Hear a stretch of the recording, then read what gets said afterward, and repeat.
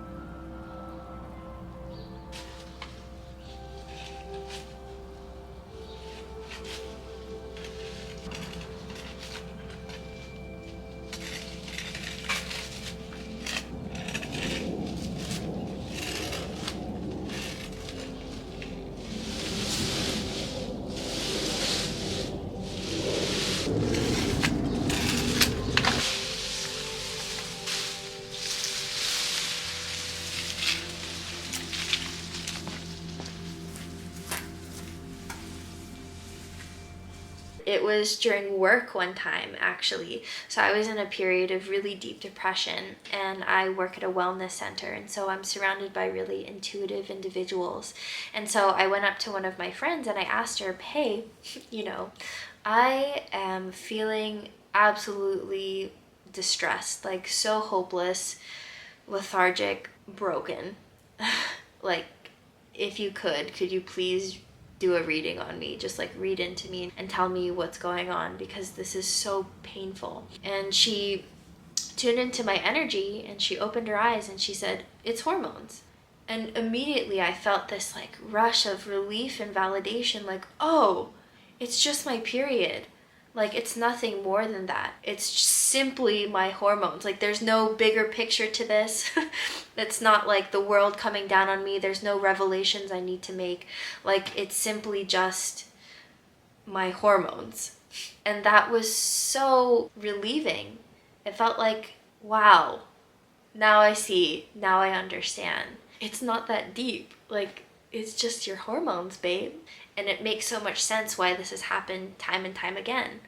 Probably what made the depression from my cycles more difficult was me beating myself up about it. But when I realized that there was this connection to my menstrual cycle and my emotional state, it was just like, oh, okay, now that I know that, like, what can I do to support myself? One of the biggest blessings that's come from this understanding is just being able to remind myself, like, this is temporary.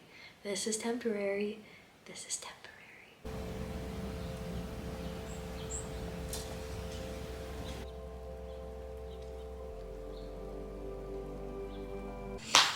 So I recently finished a fanfic, a Draco and Hermione Dramini fanfic, and that shit hurted.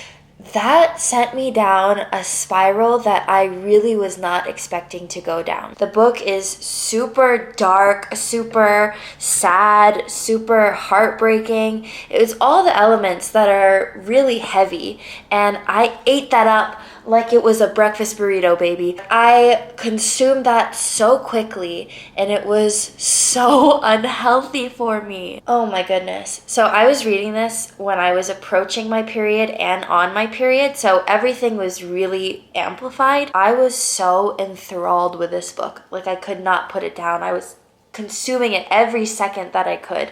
And so it was a really intense experience. It was wild. My best friend recommended it to me. It's really good. It's called Manacled. Trigger warning, there's a lot of heavy stuff in there. It was a beautiful book, like really well written. I've never read a fanfic before, but I heard that that's like one of the top tier ones. Sometimes there's like certain bits of media that really just like grab me by the throat and drag me in, and I am just hooked. Normal People was like that. There's something about these like deep romances that awaken something inside inside of me and break my heart open. Their love is super, super toxic. It's not healthy by any means because it's very codependent and it's always laced with some sort of hurt. And although I'm not striving for that kind of love, what it did make me realize is like, damn, internally I'm going through, or I was at least at that time, feeling really deeply the sense of isolation and the sense of loneliness. And so I would literally read the book and then do energy work and try to replenish my system, which is crazy. Yeah, what a concept. I take things in to my auric field, like I can absorb it like a sponge sometimes, and it can be really unhealthy. In hindsight, I think that it would be really important for me to remember to keep things out of my space, not to take it inside of my body, and then also just continue to do the work if things are stirred up inside of me, to recognize what's showing up, to honor it, to hold space for it, to let myself process it, and then resource and give myself what I need in order to fill whatever feels void. Can you believe that a fanfic really made me feel this way? Anyways.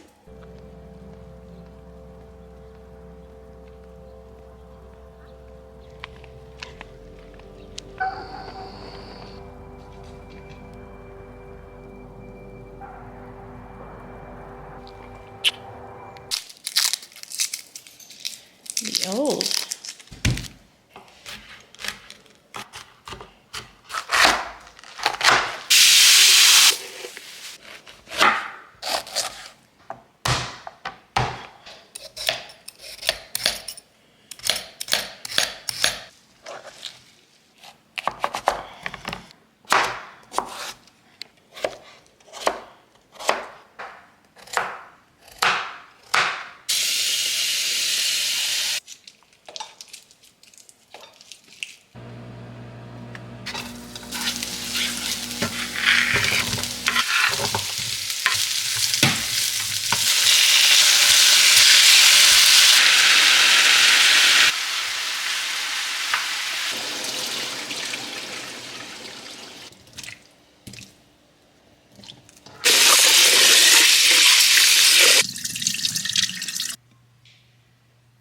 Asian hack. Right there. So good.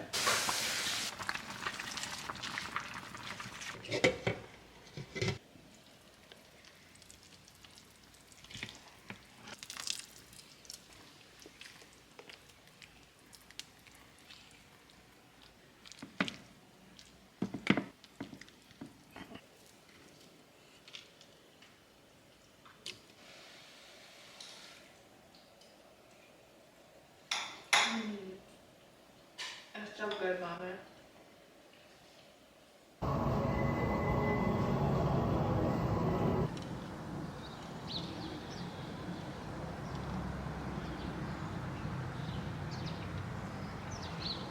So this morning I woke up and I dove immediately into energy work. And I'm just so grateful that I did that because I needed it so desperately. I noticed that when I'm struggling, and I'm sure everyone can relate to this, I don't think it's a unique experience for me, but when I'm struggling, taking care of myself takes a lot more effort. And so when I actually take the steps to really go in there and do deep work, it's such an act of self-love, and it's not easy all the time. Sometimes it's like the last thing that I want to do because I feel exhausted, or there's just so much resistance inside of me. I feel like the permission that I have within myself to feel good isn't at the highest capacity. And so literally in my energy work, I go in there and I tune up my permission.